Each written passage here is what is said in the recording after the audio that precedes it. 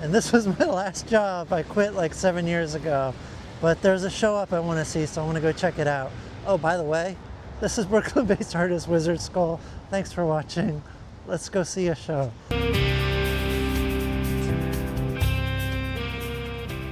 When I had this job, I was still like pretty desperate because I had been making minimum wage for like 20 years at that point.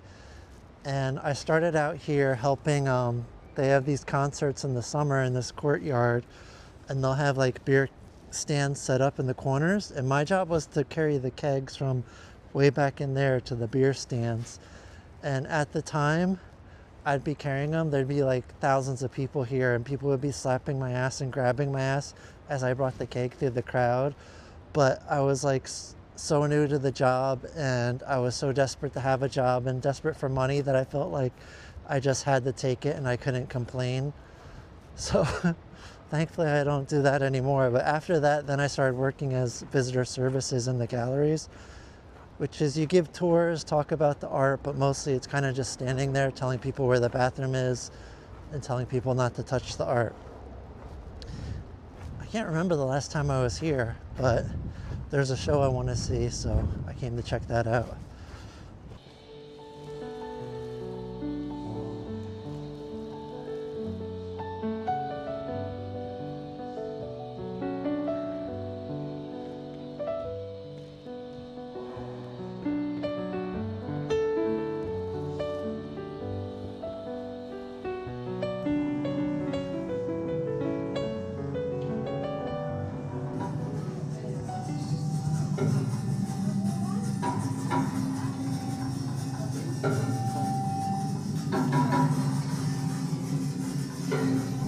Wow, it's weird being back here. I worked here 5 years. I forgot what the art's like here.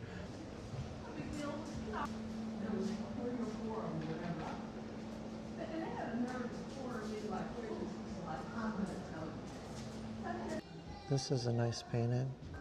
This is probably the best painting here. I think I saw this on the internet maybe. Paintings.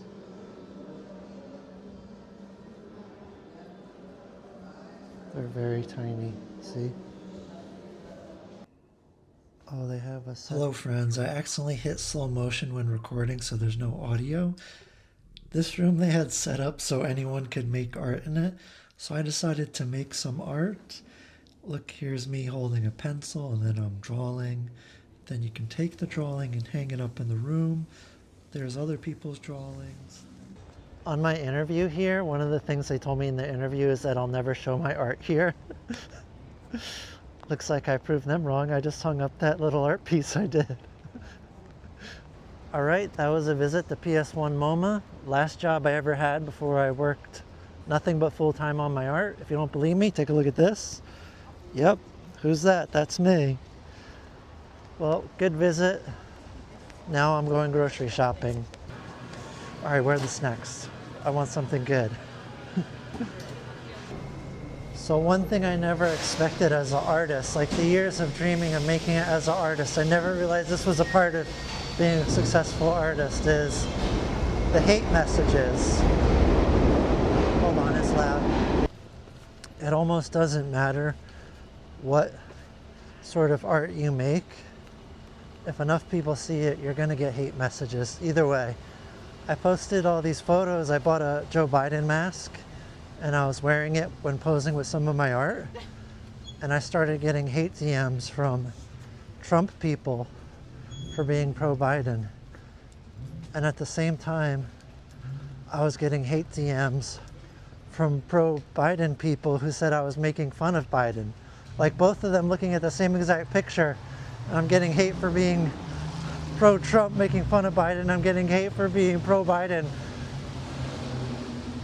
It's like whatever you do, if enough people see it, you're gonna get hated on.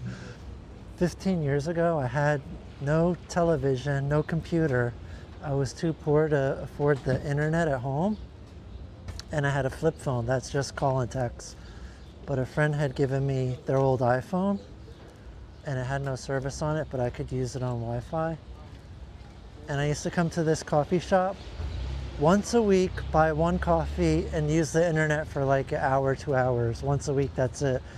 That was one of the most productive productive times in my life, not having any internet or TV or phone or anything.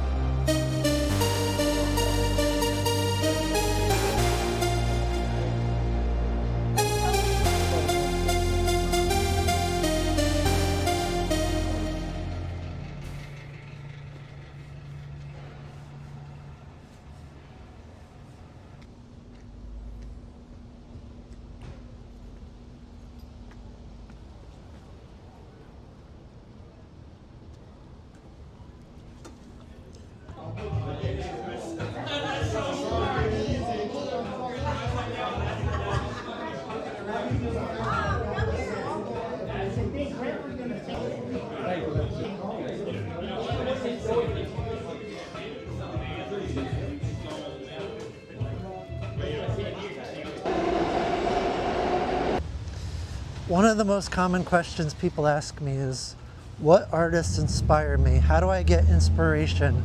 How do I stay inspired? I never know what to say because inspiration isn't really an issue, but today I realized I know how to get the infinite inspiration. If you just look at what I did today, I went to the museum, I went to the Oohbaby 7-year anniversary show, I went to the pop-up at LowBrow. I'm always seeing art. It's not one person. I'm just like immersed in seeing people make art, seeing art shows. It's always around me, and that's why I'm staying inspired. It's a trade-off though. If you want to be in that sort of environment, you got to be in the city and you got to spend all your money on rent. So it is a trade-off, but it's worth it. It is. I feel like it is.